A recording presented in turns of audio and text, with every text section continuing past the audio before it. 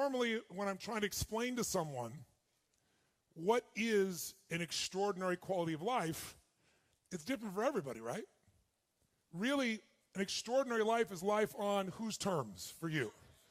And so everybody in this room has a different model of the world of what that would look like. What would be an even more magnificent life? What would be an even more extraordinary life? There's only two master skills to do this, and I want to remind you of those two skills because it's still the two skills for life. What's the first master skill to having an extraordinary life? Do you remember? It's the science of achievement. If you're going to have an extraordinary life, one of the master skills for actually creating that life is mastering this. Mastering the ability to take what you envision and make it real. There's a science to achievement. There's a science to, for example, money. I just spent 4 years, as most of you know, interviewing 50 of the smartest people on the planet financially. I learned more than I ever imagined. I got a PhD in finance from the people that control the world economy. And they're all people that were not part of the lucky sperm club. I didn't interview anybody that got it from their family by birthright. I did it with people that all started with nothing. And I began to see there's common patterns. And once you know what those patterns are, I don't care if you're young or old. I don't care what your color is. I don't care what your gender is. I don't care what country you're from. If you understand the science of building wealth, you can have abundance financially. If you violate those rules, either because you're ignorant to them or because you just don't apply them, you're going to have financial stress. There's a science to the body. Everyone here is biochemically different, but there's certain fundamental rules, laws, that if you violate them, you're going to have a lack of energy. If you really violate them, you're going to have dis-ease in the body. That's what it means, dis-ease. It comes from violating those rules. If you align with the rules of achievement around the body, you'll have an abundance of energy. You'll feel strong.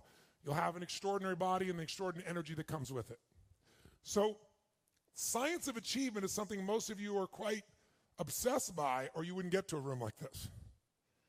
But there's a second master skill to have an extraordinary life, and that second skill is the art of fulfillment.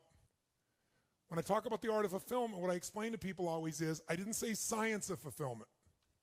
Why not?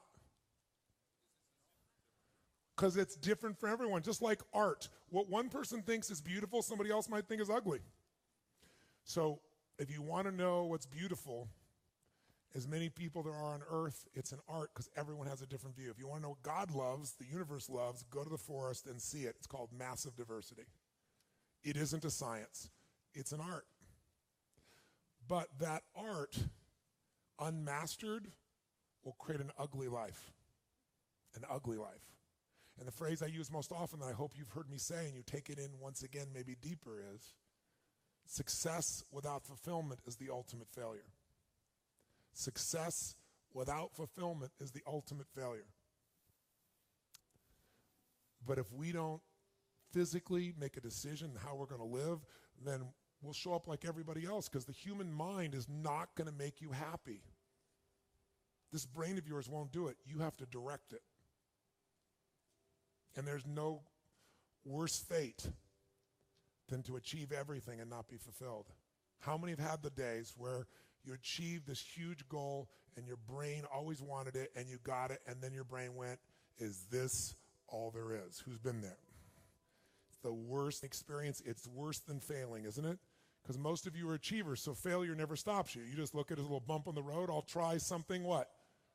But when you succeed and you fail, when you succeed and you're not fulfilled, that's scary.